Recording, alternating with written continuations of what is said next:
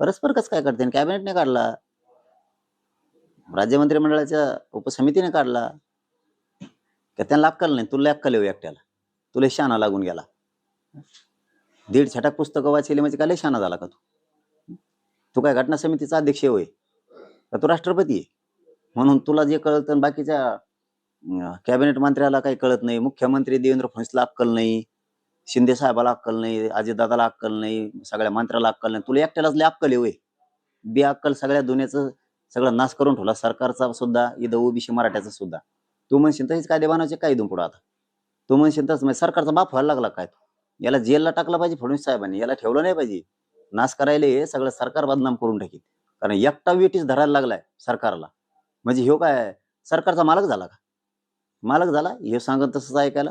आणि सरकारने ऐकू नये. आमच्या ह्याच्यात अजिबात यारमध्ये हेराफेरी करायची आणि प्रमाणपत्र वाटायला सुरुवात